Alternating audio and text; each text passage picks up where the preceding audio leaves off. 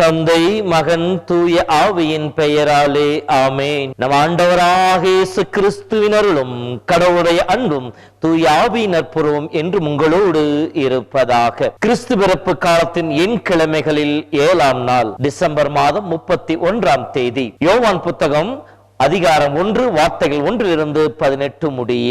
இயேசுவில் என் அன்பு சொந்தங்களே, கண்ணின் கருவிழி போல் நம் ஒவ்வொருவரையும் காத்து தன் இதய நிலையை வைத்து மறைத்து நம்முடைய வாழ்வின் தேவையை சந்திப்பதற்கு தேவையான ஆற்றலையும் அருளையும் கிருபைகளையும் நன்மைகளையும் நம் மீது பொழிந்து நமக்கு முன்னும் பின்னும் பலம் இடவுமாக சூழ்ந்து இருந்து நம்மை சுமந்து காத்த கடவுளுக்கு நன்றி செலுத்த வேண்டிய ஒப்பற்ற நாள் இது. திருப்பாடல் 116:12 படிப்பதை போல, ஆண்டவர் எனக்கு செய்த நன்மைகளுக்காக நான் என்ன கைமாறு செய்வேன், மீட்பின் கிண்ணத்தை கையில் எடுத்து இறைபுகழ் வாடுவேன் என்ற வார்த்தைக்கு ஏற்றார் போல இந்த நாளிலே இறைவனுக்கு மனமுவந்த நன்றியை ஏறெடுப்போம்.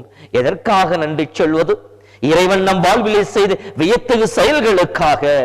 திருப்பால் 26:7 75:1 படிக்கின்ற பொழுது, உரத்த குரலிலே நான் உனக்கு நன்றி பாடுவேன், வியத்தகும் செயல்களை எல்லாம் எடுத்துரைப்பு என்ற வார்த்தைக்கு ஏற்றார் போல வியக்கத்தக்க செயல்களை இறைவன் நம்முடைய தனிப்பட்ட வாழ்விலும் குடும்ப வாழ்வில் செய்திருக்கின்றாரே, அதற்காக இறைவனுக்கு நன்றி செலுத்துவோம். நம் வாழ்விலே நாம் கடந்து வந்த பாதைகளிலே இறைவன் நமக்கு கொடுத்த வெற்றிக்காக, மேன்மைக்காக இறைவனுக்கு நன்றி செலுத்துவோம். திருப்பாடல் 118:21 படிக்கிற பொழுது, எமக்கு நீர் வெற்றி அளித்தி உமக்கு நன்றி செலுத்துவேன் என்று சொல்லப்பட்டிருக்கின்றது. நாம் தொட்ட காரியங்கள், எடுத்த முயற்சிகள், நம் குடும்ப உறவுகளுக்காக எடுத்த காரியங்கள் அனைத்திலும் இறைவன் நமக்கு வெற்றியை கொடுத்திருக்கின்றார். நாம் செய்து கொண்டிருக்கின்ற பணியிலே மேன்மையை கொடுத்து நம்மை இறைவன் உயர்த்தி இருக்கின்றார். எல்லோருக்கும் முன்பாக கடவுள் நம்மை மேன்மைப்படுத்தி இருக்கின்றார். இப்படி இறைவன் செய்த வெற்றியின் காரியங்களுக்காக அவருக்கு நன்றி செலுத்துவோம். இந்த ஆண்டிலே ஆண்டவர் நோக்கி நாம் மனமுருகி மன்றாடிய எல்லா மன்றாட்டுக்கும் கடவுள் செவிசாய்த்திருக்கின்றாரே, அதற்காக கடவுளுக்கு நன்றி செலுத்துவோம். திருப்பாடல் 34:15 ஆண்டவன் கண்கள் நீதிமான்களை நோக்குகின்றன, அவர் செவி அவர்களது மன்றாட்டை கேட்கின்ற வார்த்தை கேட்டார் போல. 66:20 என் மன்றாட்டை புறக்கணியாத கடவுள் போற்றி போற்றி என்று சொல்லி பாடுவதை போல.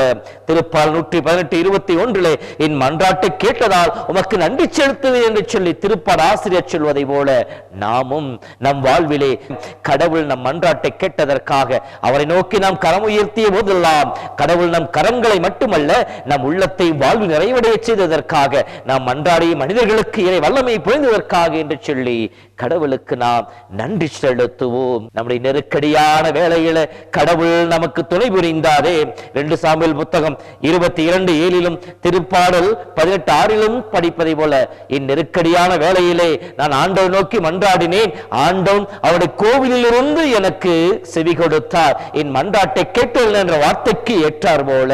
திருப்பாடல் 36:4 இந்த ஏழை கூவி அழைத்தான், ஆண்டவனுக்கு செவி கொடுத்தார், எல்லா விதமான இக்கட்டுகளில் அவருக்கு விடுதலை கொடுத்தார் என்ற வார்த்தைக்கு ஏற்றார் போல. இந்த ஆண்டிலே நாம் கடந்து போன கசப்பான அனுபவங்கள், நெருக்கடியான வேதனை மிகுந்த தருணங்கள் அனைத்திலும் நாம் ஆண்டவரை நோக்கி திரும்பிய பொழுது கடவுள் நம் குரலுக்கு செவிசாய்த்தமைக்காக, நமக்கு விடுதலை கொடுத்தமைக்காக ஆண்டவருக்கு நன்றி செலுத்துவோம். நம் வாழ்விலே சுகம் கொடுத்ததற்காக, குணப்படுத்தியதற்காக திருப்பாடல் 107:20 படிப்பதை போல, ஆண்டவர் தன் வார்த்தையை அனுப்பி உங்களுக்கு சுகம் கொடுப்பார் என்ற வார்த்தை கேட்டார் போல, நம் வாழ்விலே இறைவன் கடந்து போக செய்த எல்லா குணப்படுத்துகின்ற உடல் உள்ள நோய்களை குணப்படுத்தி நம்மை மீட்டெடுத்துக் கொண்டதற்காக கடவுளுக்கு நன்றி செலுத்துவோம். இந்த ஆண்டு முழுவதும் நம்முடைய பலவீனங்களை மேலாமைகளையும் மன்னித்து ஏற்றுக்கொண்ட கடவுளுக்கு, நம் நிலையிலே நம்ம ஏற்றுக்கொண்டு நம்மை அன்பு செய்த கடவுளுக்கு, நம் தேவைகளை சந்திக்க எல்லா விதமான கிருபைகள் நம் மீது பொழிந்த கடவுளுக்கு, நம் உள்ளத்திற்கும் குடும்பத்திற்கும் தேவையான சமாதானத்தையும் ஆறுதலையும் அமைதியும் கொடுத்த கடவுளுக்கு, அன்பினால் நம் உறவுகளை கட்டி எழுப்ப செய்த கடவுளுக்கு, சாவின் தலைகளிலிருந்தும் சாத்தானின் பிடிகளிலிருந்தும் நம்மை மீட்டுக்கொண்ட கடவுளுக்கு நாம் நன்றி செலுத்த வேண்டிய உன்னதமான நாள் இது. ஆகவே இந்த நாளிலே ஒரு சில மணித்துளிகள் அமைதியாக அமர்ந்து இந்த ஆண்டு முழுவதும் நாம் பெற்றுக்கொண்ட எல்லா விதமான கொடைகளுக்காக சிறியவை பெரியவை என்று சொல்லி ஆசீர்வாதங்கள் ஒவ்வொன்று நினைத்து பார்த்து ஆண்டவருக்கு நன்றி செலுத்துவோம். சிறப்பாய் இந்த நாளில் இறுதி மணித்துளிகளிலே நம்முடைய ஆலயங்கள் நடைபெறுகின்ற நன்றின் ஆராதனையிலே முழு உள்ளத்தோடு பங்கெடுத்து நன்றி செலுத்தி இறைபுகழ் பாடுகின்ற அந்த வாய்ப்பினை தவறவிடாமல் பயன்படுத்துவோம். ஆம் அன்பு சகோதரமே, இதோ இந்த நன்றியின் நாளிலே இறைமகன் இயேசு யார் என்பதை பற்றித்தான் இன்றைய வார்த்தைகள் நமக்கு சொல்லி காட்டுகின்றன. அவர் தொடக்கத்திலே இருந்த வாக்கு. கடவுள் உலகை படைக்கின்ற பொழுது வார்த்தை கொண்டு அனைத்தையும் படைத்தார் என்று சொல்லப்படும். அனைத்தும் அவரால் உண்டாயின, அனைத்தும் அவருக்காகவே உண்டாக்கப்பட்ட வார்த்தைக்கு ஏற்றார் போல தொடக்கத்திலே தந்தையோடு இருந்த வாக்கு இயேசு என்று அவர் வெளிப்படுத்துகிறார். இந்த வாக்குதான் யோவான் 1:14 படிப்பதை போல மனிதனானார், நம்மிடையே குடிகொண்டிருக்கின்றார் என்கின்ற நம்பிக்கையை, நம்மோடு வாழ்ந்து கொண்டிருக்கின்ற கடவுள் அவரே என்பதை வெளிப்படுத்துகின்றார். இரண்டாவதாக கடவுளோடு இருந்தவர், கடவுளாயும் இருந்தவர் என்று சொல்லப்படுகின்றது. இயேசு கடவுள் தன்மை கொண்டவர் என்பதை வெளிப்படுத்தி பிலிப்பியர் 2:6-7 படிப்பதை போல கடவுள் தன்மையில் விளங்கிய அவர் மனித உரு எடுத்தார் என்கின்ற அந்த ஒரு செய்தியை நமக்கு வெளிப்படுத்தி காட்டுகின்றார்.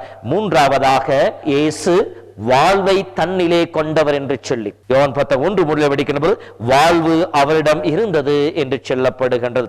எனவேதான் யோவான் 10 படிக்கின்ற பொழுது இந்நாடுகள் வாழ்வு பெறவும் அதுவும் நிலை வாழ்வு பெறவுமே வந்தேன் என்று சொன்னவர். யோவான் 10:6 நீங்கள் வாழ்வு பெறும் பொருட்டு என் உடலையே உங்களுக்கு உணவாக கொடுக்கின்றேன், என் ரத்தத்தை பானமாக கொடுக்க என்று சொல்லி நம் ஒவ்வொருவருக்கும் வாழ்வு கொடுக்க, தன்னிலே இருக்கின்ற வாழ்வை பகிர்ந்து கொடுக்க, தன்னையே முழுமையாக அர்ப்பணிக்க வந்த இறைவன் என்று சொல்லி யோவான் இயேசுவை வெளிப்படுத்துகின்றார். இயேசு ஒளியாய் இருக்கின்றார், அவர் மனிதர் மீது ஒளிந்து கொண்டிருக்கின்றார், இருள் அவரை மேற்கொள்ள முடியாது என்று சொல்லப்படுகின்றது. ஒளி என்பது வாழ்வு.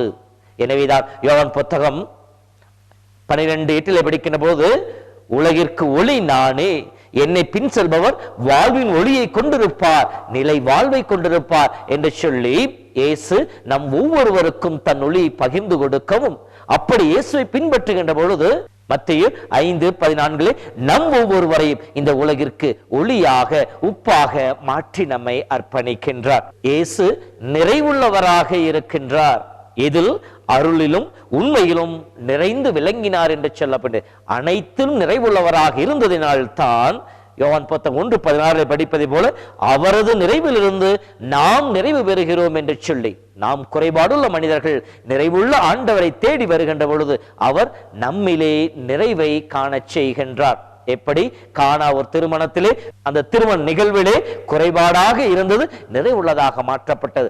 நம்முடைய வாழ்விலும் நிறைவுள்ள ஆண்டவரை தேடுகின்ற பொழுது நாமும் நிறைவுள்ள மனிதர்களாக மாறுவோம் என்கின்ற செய்தியை நமக்கு சொல்லுகின்றார். அடுத்தது தந்தையை நமக்கு வெளிப்படுத்துபவராக இருக்கின்றார். தந்தை யாரும் கண்டதில்லை, என்னை காண்பவன் தந்தையை காண்கின்ற சொல்லி யோவான் 10 சொல்லி இருக்கின்றார். யோவான் 14:8-9 படிக்கின்ற பொழுது பிலிப்பு கேட்பார், தந்தை எங்களுக்கு காட்டும் என்று சொல்லி, அப்பொழுது இயேசு சொல்வது, பிலிப்பே இத்தனை ஆண்டுகள் என்னோடு இருந்தும் என்னை அறிந்து கொள்ளவில்லையா? என்னை காண்பவன் தந்தையை காண்கின்றவன் ஆகிறான் என்று சொன்னார். ஆக தந்தையை இந்த உலகிற்கு வெளிப்படுத்தி காட்டுகின்ற தந்தையின் பிரதிபலிப்பாக இருப்பவர் இறைமகன் இயேசு என்று சொல்லுகின்றார். எதற்காக இதெல்லாம் சொல்லுகின்றார்? இத்தகைய வாக்காக இருந்து, கடவுளாக இருந்து, வாழ்வு கொடுப்பவராக, ஒளியாக இருந்து, தந்தையை வெளிப்படுத்துவராக இருந்து, நிறைவுள்ளவராக நம்மை தேடி வந்திருக்கின்ற இயேசு பாலனை நாம் தேடுகின்ற பொழுது, அவர்களை நம்பிக்கை கொள்ளுகின்ற பொழுது, யோவான் 1:12 படிப்பதை போல அவரிடம் நம்பிக்கை கொண்டு அவரை ஏற்றுக்கொண்ட ஒவ்வொருவருக்கும் அவர் கடவுளின் பிள்ளைகள் ஆகும் அருளை அளித்துள்ளார் என்று சொல்லுகின்றார். இத்தகைய ஒரு மாண்பினை நம் ஒவ்வொருவருக்கும் கொடுப்பதற்காக, நாம் கடவுளுடைய பிள்ளைகளால் நாம் இழந்து போன ஆசீரை மீண்டும் பெற்றுக் கொள்வதற்காக நம்மை தேடி வந்த இறைவன் என்பதை யோவான் வெளிப்படுத்துகின்றார். இன்று நாம் செய்ய வேண்டியது என்ன? நற்செய்தியில் நாம் கேட்டதை போல இயேசுவில் நம்பிக்கை கொண்டு அவரை ஏற்றுக்கொண்டு அவர் வழியாய் இறை அருளை பெற முயற்சிக்க வேண்டும். இந்த ஆண்டோட இறுதி நாளில நன்றி உணர்வோடு ஆண்டவர் மீது நம்பிக்கை வைத்து இறைவனை புகழ்வோம், ஆண்டவரை ஏற்றுக்கொள்வோம், புலர்கின்ற புதிய ஆண்டிலே கருடைய பிள்ளைகள் என்கின்ற புது உரிமையோடு புது ஆசையோடு அடியெடுத்து வைப்போம். இழந்து போன எல்லா அருளையும் கிருபைகளையும் பெற்றுக்கொண்டவர்களாக இறைவன் கொடுக்கின்ற சமாதானத்திலே மகிழ்ச்சியிலே அன்பிலே நிலைத்திருக்க முயற்சிப்போம். கடவுள் நம் ஒவ்வொருவரையும் ஆசீர்வதிப்பாராக. ஆண்டவர் உங்களோடு இருப்பாராக. எல்லாம் வல்ல இறைவன் தந்தை, மகன், தூய ஆவியின் பெயராலே